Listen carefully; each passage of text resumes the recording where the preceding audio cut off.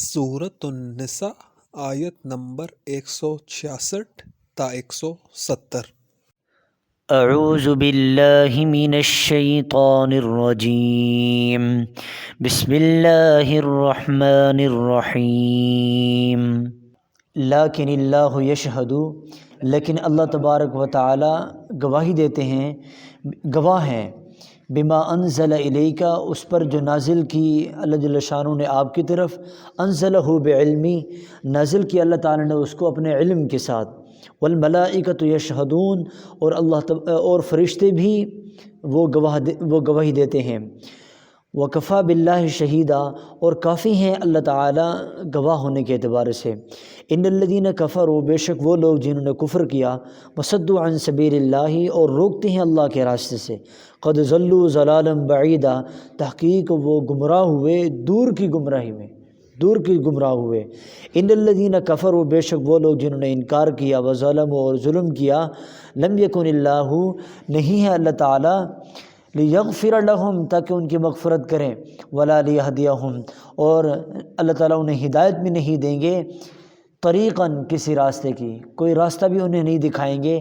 ہاں، کون سا راستہ دکھائیں گے؟ الا طریق جہنم، مگر جہنم کا راستہ ہوگا، خالدین فیہا ابدا، وہ اس کے اندر ہمیشہ رہیں گے، وکان ذالک علی اللہ یسیرا، اور یہ اللہ جل شانہ پر بالکل آسان ہے۔ یا ایھا الناس، اے لوگو، دنیا کے تمام لوگوں، یہ امت سمت نہیں، تمام لوگوں، قد جاءکم الرسول، تحقیق تمہارے پاس رسول آ چکا، آ گیا ہے تمہارے پاس رسول، بالحق کی، حق کے ساتھ، حق بات لے کر آیا ہے، من ربکم، تمہارے رب کی طرف سے، فآمنوا، پس ایمان لاؤ تم، خیر لکم، یہ تمہارے لیے بہتر ہوگا، وَإِن تَكْفُرُوا، اور اگر تم انکار کرو گے، فَإِنَّ لِلَّهِ، پس بے شک اللہ تعالیٰ ہی کی ہے، کیا؟ ما فی السماوات، جو کچھ آسمانوں میں ہے، والارض، اور جو کچھ زمین میں ہے، وَكَانَ اللَّهُ عَلِيمًا حَكِيمًا، اور اللہ تبارک و تعالی جاننے والے ہیں، حکمت والے ہیں۔ اب یہ پہلی آیت، لیکن اللہ یشہد، یہ جو آیت ہے، اس کا پس منظر یہ ہے کہ ایک مرتبہ کفار مکہ نے اور رؤساء مکہ، جو بڑے بڑے سردار تھے، وہ اللہ کے نبی صلی اللہ علیہ وسلم کے پاس آئے اور آ کے کہنے لگے کہ ہم نے یہودیوں سے، اہل کتاب سے پوچھا ہے کہ تمہاری کتابوں کے اندر حضور صلی اللہ علیہ وسلم کی صفات کے بارے میں کچھ ہے؟ تو انہوں نے کہا کہ ہماری کتابوں کے اندر حضور صلی اللہ علیہ وسلم کے متعلق کوئی بات نہیں ہے، یہ انہوں نے کہہ دیا۔ اب اللہ کے نبی صلی اللہ علیہ وسلم، ایسی یہ گفتگو چل رہی تھی کہ وہ آ بھی گئی ان کی ایک جماعت، تو آپ علیہ الصلوۃ والسلام نے ان سے پوچھا کہ تمہاری کتابوں کے اندر میرے بارے میں کچھ بھی نہیں ہے؟ تو انہوں نے کہا نہیں، کچھ بھی نہیں ہے، قسم اٹھا لی انہوں نے، قسم اٹھا لی انہوں نے۔ تو اللہ کے نبی صلی اللہ علیہ وسلم نے فرمایا کہ تم یہ کہتے ہو، بلکہ اللہ جل شانہ بھی جانتے ہیں کہ تمہاری کتابوں کے اندر لکھا ہوا ہے، اللہ بھی جانتا ہے اس بات کو، تم نہ مانو۔ اللہ جل شانہ نے پھر اس پر یہ آیت نازل فرمائی کہ اے میرے محبوب، لیکن اللہ یشہد، لیکن اللہ تعالیٰ تو جانتا ہے، یہ نہ جواب دیں، نہ تسلیم کریں اس بات کو، جھوٹ جیسے مرضی بولیں، لیکن اللہ اس بات کو جانتا ہے کہ آپ کی صفات پچھلی تمام کتابوں کے اندر موجود ہیں، یہ اللہ اس بات کو جانتے ہیں۔ اور لیکن اللہ یشہد، وہی بات اللہ تعالیٰ بیان فرمائے، دیکھیں ذرا اس کو، لیکن اللہ تعالیٰ وہ گواہ ہیں اس بات پر کہ انزل الیک، انہوں نے قرآن مجید کو نازل کیا آپ کی طرف، انزلہ بعلمی، اور اپنے علم کے ساتھ نازل کیا، اللہ جانتے ہیں اس بات کو، والملائکۃ یشہدون، اور یہ بھی نہیں ہے کہ صرف اللہ تعالیٰ جانتے ہیں، بلکہ اللہ کے فرشتے بھی اس بات کا اقرار ہیں، وہ بھی جانتے ہیں، کیونکہ پیغام پہنچانے والے فرشتے ہیں، اس لیے اللہ تعالیٰ ان کا تذکرہ فرما رہے ہیں کہ وہ بھی اس بات کو جانتے ہیں کہ ان کی کتابوں کے اندر یہ باتیں موجود ہیں، آپ کی صفات موجود ہیں، لیکن آپ پریشان نہ ہو، تسلی بھی ہے۔ وکفیٰ باللہ شہیدا، اللہ جل شانہ جب گواہ بن گئے ہیں، اب کسی کی گواہی کی کیا ضرورت ہے؟ اللہ آپ کی رسالت پر گواہ ہے، آپ پریشان نہ ہوں۔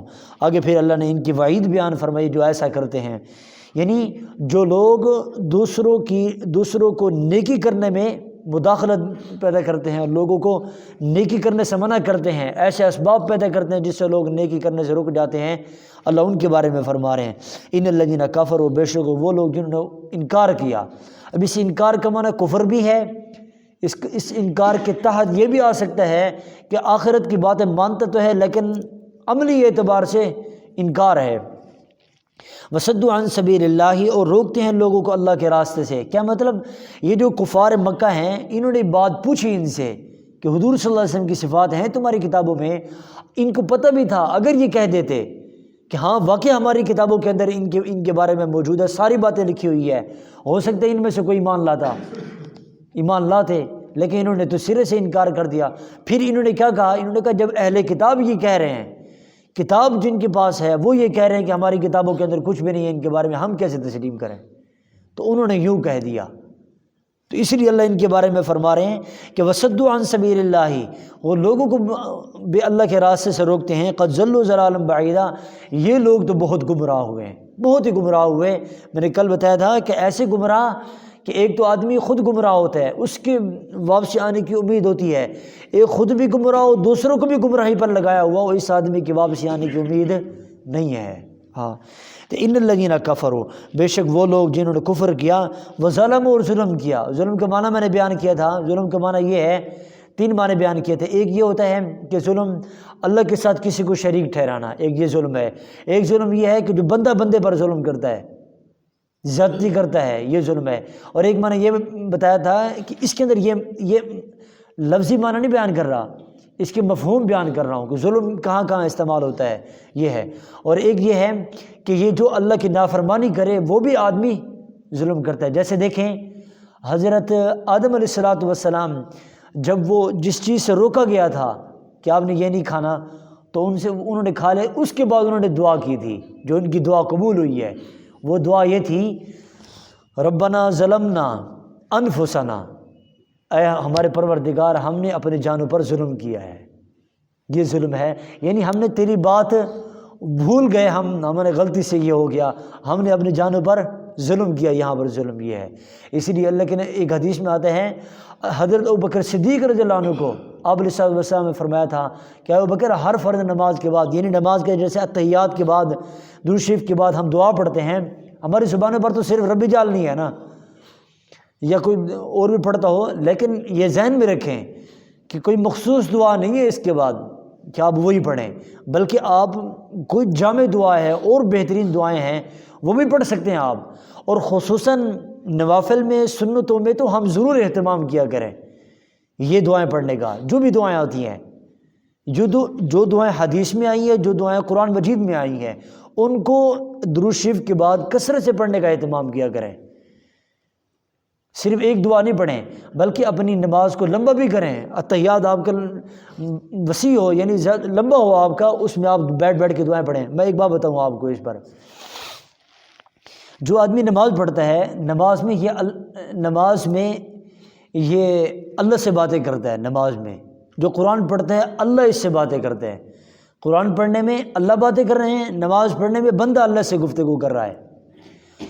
اور جب یہ بندہ گفتگو کر رہا ہوتا ہے، اسی گفتگو کے اندر ہی اپنی دعائیں مانگنا شروع کر دے تو کتنی پیاری بات ہے۔ اللہ سے گفتگو کرتے ہوئے اللہ سے دعا بھی مانگ رہا ہے، اللہ کی حمد و ثنا بھی۔ دیکھیں نماز ساری حمد ہے، اللہ کی تعریف ہے، اللہ کی تعریف کے بعد پھر درود شریف بھی ہے، درود شریف کے بعد کیا ہے، آدمی پھر اپنے لیے دعائیں مانگے، تو یہاں دعائیں مانگے نا، دعائیں مانگے اپنے لیے۔ نماز کے اندر جتنی دعائیں مانگی گا نا، اس لیے کہ نماز کے اندر بیٹھا ہے، توجہ ادھر ادھر نہیں ہے، اس کی توجہ نماز میں ہے۔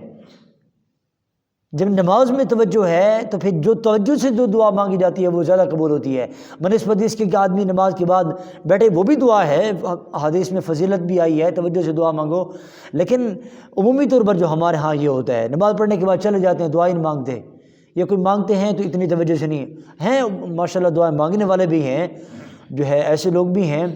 تو میں جو عمومی یعنی آتے ہیں اور نماز پڑھ کے فوراً چلے گئے، نماز نہیں بلکہ نماز سے مقصود کیا ہے، الدعاء مخ العبادت، دعا عبادت کا مغز ہے۔ کیا مطلب کہ مقصود عبادت سے کیا ہے، اللہ سے مانگنا، اور وہ ہے نہیں اور ہم جا رہے ہیں عبادت کر کے جا رہے ہیں، نہیں، اللہ سے مانگے. تو یہ ہے. تو حضرت ابوبکر صدیق رضی اللہ عنہ کو اللہ کے نبی سے فرمایا تھا کیا نمازوں کے بعد یعنی درود شریف کے بعد کیا پڑھا کرو؟ اللہم انی ظلمت نفسی ظلما کثیرا ولا یغفر الذنوب الا انت فاغفر لی مغفرۃ من عندک وارحمنی انک انت الغفور الرحیم. یہ دعا پڑھا کرو. اب اس میں کیا ہے؟ اللہم انی ظلمت نفسی، اے اللہ میں نے اپنی جان پر ظلم کیا ہے، آپ مجھے معاف فرمائیں. تو جان پر ظلم کیا ہے؟ یہی ظلم ہے کہ یعنی تیری نافرمانی کی، تیرے احکام پہ نہ چلا، مجھ سے کمیاں ہوئیں، تو یہ آدمی معافی مانگتے ہیں اور اللہ معاف کرتے ہیں. تو یہ ہے ظلم. ظلم کا ایک معنی کیا ہے؟ اللہ کی نافرمانی کرنے کے بھی آتا ہے، تو اس سے معافی مانگے آدمی. وہ تو وظلموا لم یکن اللہ لیغفر لهم. اب یہ لوگ ظلم کرتے ہیں اور انکار کرتے ہیں اور لوگوں کو گمراہ کرتے ہیں. اللہ ان کے بارے میں فرما رہے ہیں لم یکن اللہ لیغفر لهم، ہم انہیں معاف نہیں کریں گے. ہاں، وہ یہ ذہن سے نکال دیں. ولا لیہدیہم طریقہ، اور نہ ہم انہیں کوئی راہ دکھائیں گے، کوئی سیدھی راہ بتائیں گے، یہ بھی نہیں ہوگا. الا طریق جہنم، ہاں ایک راستہ ہمیں انہیں دکھائیں گے. وہ کون سا راستہ ہوگا؟ جہنم کا راستہ ہوگا. الا طریق جہنم خالدین فیہا ابدا، وہ اس کے اندر ہمیشہ رہیں گے جہنم میں. وکان ذلک علی اللہ یسیرا، اور یہ اللہ پر آسان ہے، اللہ پر آسان ہے. پوری مخلوق مل کر بھی اللہ جل شانہ کی ذات کا، اللہ کے ارادے کے بغیر مخلوق میں سے کسی کا ایک پتہ بھی نہیں ہلا سکتی. پتہ جو نہیں ہلا سکتی وہ اور کیا کر سکتی ہے؟ وہ کیا کر سکتی ہے؟ اس لیے اللہ جل شانہ فرماتے ہیں کہ تم جو مرضی کرو ان تتولوا یستبدل قوما غیرکم ثم لا یکونوا امثالکم. جاؤ پھر تو تم نے جو کرنا ہے. آگے بھی یہی فرمایا ہے، میں اس میں بات کرتا ہوں. دیکھیں یا ایھا الناس، اے لوگوں. اب یہ دیکھیں یا ایھا الناس فرمایا ہے. یہ میری بات میں ذرا توجہ کرنا. جب بات آئے گی نا اللہ کے نبی صلی اللہ علیہ وسلم کی، اللہ کے نبی صلی اللہ علیہ وسلم لوگوں سے خطاب کریں گے تو اکثر آپ دیکھیں گے ناس آیا ہوگا، یا ایھا الناس. اس لیے کہ جو پچھلی قومیں تھیں، یہ جو عرب آیا تھا نا جماعت میں، مجھے ان سے یہ بات میں نے ان سے سمجھی ہے عربی میں. انہوں نے کہا کہ پچھلی جو نبی آتا تھا وہ کہتا تھا یا قوم، اے میری قوم، اے میرا قبیلہ، اس طرح کہتا تھا. لیکن حضور صلی اللہ علیہ وسلم جب تشریف لائے تو کیا ہے؟ یا ایھا الناس، جتنے لوگ ہو، آؤ گے، ہو بعد میں آؤ گے، موجود نہیں ہے، سب کے لیے کیا ہے؟ یا ایھا الناس. اب یہاں ناس کے اندر اگر یہ کہہ رہے تھے نا کہ صحابہ، تو صحابہ تو چلے گئے، پھر تو قرآن مجید آگے کیسے چلتا؟ نام نہیں ہے، نہیں، لوگوں، اس میں ہم بھی آ گئے اور سارے لوگ آ گئے اس میں. یا ایھا الناس، یہ ہے اللہ کے نبی صلی اللہ علیہ وسلم. اسی لیے ہم کہتے ہیں اللہ کے نبی صلی اللہ علیہ وسلم آخری نبی ہیں اور یہ امت آخری ہے. آپ کے بعد کوئی نبی نہیں اور اس امت کے بعد کوئی امت نہیں. یہاں یا ایھا الناس ہے.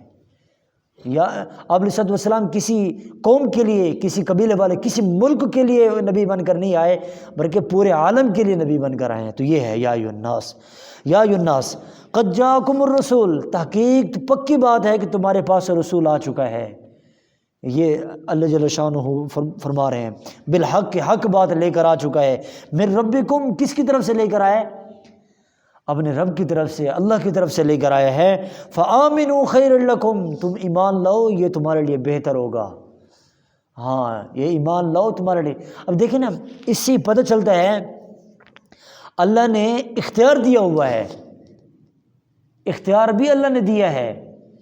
فمن شاء فلیؤمن ومن شاء فلیکفر، جو انکار کرے، جو اقرار کرے، مرضی ہے تمہاری، ہمیں تمہیں چھوڑ رکھا ہے. لیکن پھر ترغیب دے رہے ہیں اللہ تعالیٰ فآمنوا خیر لکم، ایمان لاؤ یہ تمہارے لیے بہتر ہوگا. اس لیے کہ تمہیں پتہ نہیں ہے کہ بعد میں کیا ہونے والا ہے، تمہیں پتہ نہیں ہے. فآمنوا خیر لکم، یہ خیر کا جو سیکھا نا، یہ خیر، یہ خیر بڑا عربی زبان میں یہ ایسا خیر کا لفظ ہے کہ اس کی اور کوئی سیگا نہیں آتا. خیر کا اور سیگا ہے نہیں. یہ جو سیگا ہے ایسا سیگا ہے کہ اس کا معنی ہوتا ہے بس بہت بڑی خیر، بہت بڑی خیر، بہت بڑی بھلائی تمہارے لیے ہے، ایمان لاؤ تم. اس لیے حدیث میں آتا ہے، باتیں جڑتی ہیں اس لیے کہ حدیث میں آتا ہے جب تمہیں کوئی چیز دے، تمہارے ساتھ کوئی بھلائی کرے، تو اس کو کیا کہو؟ جزاک اللہ خیرہ. کیا کہو؟ جزاک اللہ خیرہ. آج کل سکھائے لیتے نا تھینک یو اور اس طریقے سے شکریہ، یہ ہماری نہیں ہے، یہ ہمارے نہیں ہے، سیدھی سی بات ہمارے نہیں ہے. ہمارا جو ہے وہ یہ ہے جزاک اللہ خیرہ. اب اس میں بتاتا ہوں خیرہ، یہ خیر کا لفظ ہے یہاں پر. جزاک اللہ خیرہ جو کہہ دے، اس کے بعد اس آدمی جو آدمی نے اس کو کچھ دیا ہے یا کوئی بھلائی کی ہے، اس کے بعد اس آدمی کا کوئی احسان کا حصہ باقی نہیں رہتا جزاک اللہ کہنے کے بعد. اتنا بڑا جملہ ہے دعا، یہ اتنا بڑا جملہ ہے. احسان ہے اس کا، لیکن عربی یعنی انجام کے اعتبار سے، یعنی اس نے اس کو دی اور اس نے بدلے میں دعا دی، تو بدلہ بڑھ گیا ہے بنسبت دینے کے. یہ مطلب ہے بدلہ بڑھ گیا ہے کہ اس نے بدلے میں جو دعا کی ہے دعا ہی بڑھ گئی ہے. یہ ہے جزاک اللہ خیرہ. تو اللہ تعالیٰ وہی فرما رہے ہیں فآمنوا خیر لکم. یہ بات اپنے بچوں کو بھی سکھانی ہے. بچے ہیں نا وہ شکریہ ادا کرتے ہیں، نہیں کیا کہو جزاک اللہ خیرہ کہو. ہاں یہ دعا ہے اور اس سے اللہ کا نام ہے. دیکھیں اللہ جزاک اللہ کا نام ہے. اس میں بچوں کی زبان پہ اللہ کا نام آئے، ان کی زبان سے جب اللہ کا نام لکھے گا، پھر ابھی بچے ہیں وہ، ان کی دل میں جو نورانیت آئے گی نا، اس سے ہمارے دل میں وہ نورانیت، اس لیے بچے گناہوں سے پاک ہوتے ہیں.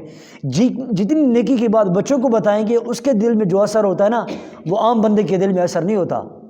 اس لیے بچوں کو جو بات کہے وہ فوراً سمجھ جاتا ہے، فوراً خیر پر آ جاتا ہے. روکنا بس ہے ہمارا کام، کیونکہ وہ شیطان محنت کر رہا ہے، اس لیے وہ برائی پر چلا جاتا ہے، ہم روکتے نہیں ہیں. تو یہ ہے جزاک اللہ خیرہ. تو فآمنوا خیر لکم، ایمان لاؤ تم، یہ تمہارے لیے بہت بہتر ہے. وَإِن تکفروا، اگر تم انکار کرو گے تو بات سمجھو، اگر تم انکار کرو گے فإن للہ، اللہ نے پھر عذاب نہیں بیان کیا، عذاب نہیں بیان کیا لیکن سمجھایا ہے، چیلنج دیا ہے. فإن للہ، کہاں تک جاؤ گے، کہاں تک جاؤ گے؟ یہ سانس بھی ہمارے ہیں. انکار کرو گے اللہ کا تو سانس بھی ہمارے ہیں، یہ بھی ہم لے سکتے ہیں. جان بھی ہماری دی ہوئی ہے، یہ بھی ہم لے سکتے ہیں. کہاں تک جاؤ گے؟ فإن للہ ما فی السماوات وما فی والارض، زمین و آسمان میں جو کچھ ہے وہ ہمارا ہے. تمہیں تو کیا چاہیے؟ اگر کچھ چاہتے ہو تو پھر آ جاؤ اللہ کے لیے.